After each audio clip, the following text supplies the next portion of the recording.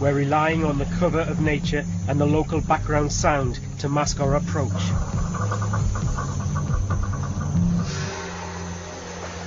There's broken cover now. I can hear the road on the top of the side there. There's been a few vehicles, but there's nobody around. There's been no shouting, so it looks like we haven't been compromised at the moment. Finally, we reach the end of the paddy field, get low and break cover, entering a sparsely wooded clearing about 500 metres from where the suspected terrorists were believed to be. We're down near the target area now. The lads are all in a defensive position.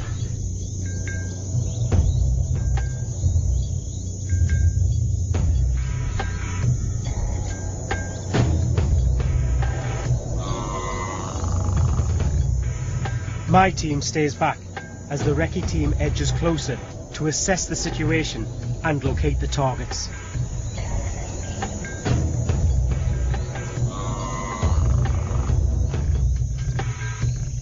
Still unaware that this is still a drill, the recce team move closer and closer to the target. This feels as real as it can get. One false move and any terrorist would realise they were cornered. Their only way out would be a running gun battle. We've just got to wait here. The guys are coming in now. They're coming in and they're joining the rest of the group.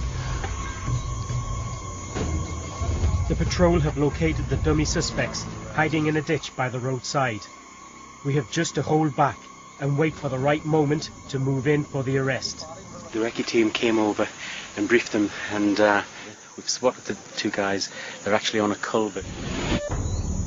A culvert is an ideal place to put a roadside bomb. They're worried that they're actually putting something underneath there. Can you imagine? There's a couple of pounds of explosives under there. It's action stations as the lads complete their mission against two men they have been told are Tamil Tiger terrorists. Hands up! Quick, quick, quick! Run, run, run!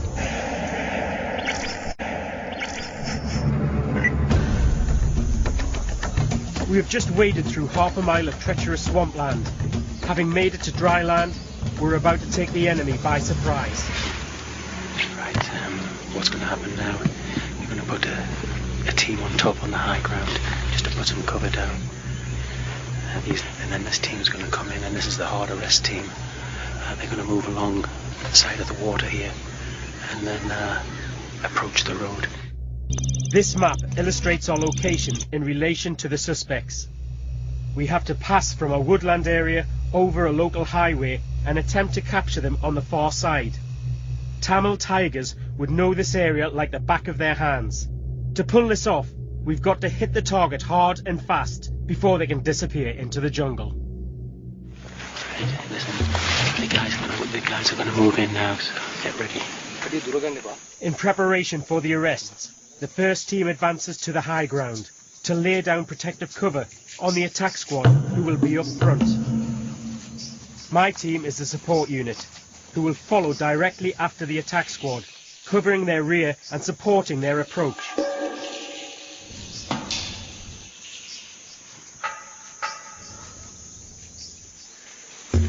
I can see two guys there.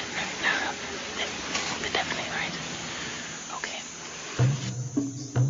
The countdown begins.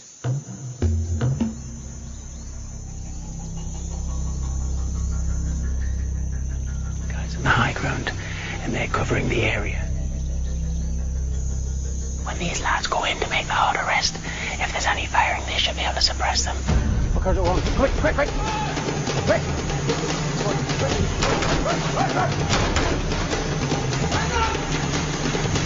Hands up! Right, we've got two guys there. The two decoys have been stopped in their tracks. Come on, drop them, for fuck's sake. They have weapons that they drop to the floor. The guys have got them, and they're all in all-round defence there. They're covering them. Come down to pick them up. The captured weapons are emptied of ammunition, and the dummy suspects are placed in the classic surrender position. As the men are removed, all eyes are on the surrounding area to make sure they don't have any comrades waiting to take a pot shot at us. These two lads are secure, but we don't know really if there's any of their mates around. Still maintaining the mission conceit, the bomb squad are called in to check the culvert where the men were sighted for signs of explosives. Support in the form of a surveillance plane has also been called in. That's a spotter plane just going over there now. He'd been flying at about 10,000 feet, trying to get a locator on with a thermal imagery. The bomb disposal unit have completed their mock investigation. The guys have just come back, the other team, they've trekked the culvert, and there wasn't anything under there. There's been no digging. So whether or not it was a recce party or, well, God knows what they're up to, but they've been arrested and they're going to be processed. They'll obviously be questioned. They'll want to know certainly why they had weapons on them and what they were doing here. So we'll get them in, get them back, and then the police will process them to see what's going on. A vehicle arrives to take the suspects back to the local police station for questioning. Only then will it be revealed to the men that it was just an exercise. They've got them in there now and they're going to head off back to the police station. Okay, fellas? Go. With the action over, I inspect the culvert. What we've got here is the culvert, and basically it's just a stream running straight through the road. It's an ideal place to place a bomb.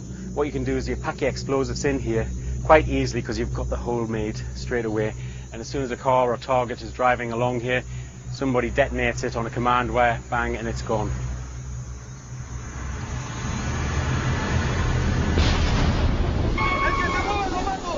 That was a pitch-perfect training exercise. Had it been a real operation, I have no doubt the same result would have been achieved. If a bomb had been planted here, not only would the police have been at risk, but any one of these innocent bystanders who use this road every day. The Sri Lankan Special Task Force are often faced with one of the most formidable enemies any police officer could ever encounter. The Tamil Tigers are amongst the most well-organised and funded terrorist groups in the world. They are ruthless in pursuing their ideals and will stop at nothing to achieve their goals.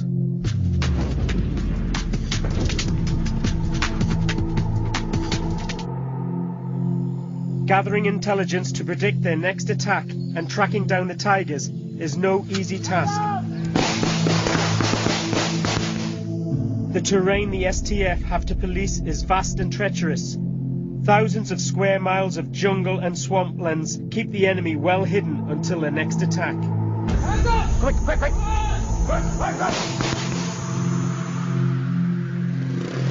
Using unique skills tailored to tackle their enemy, from what I have seen during the past week, I can say with certainty that this unit of top cops push the boundaries of policing to another level.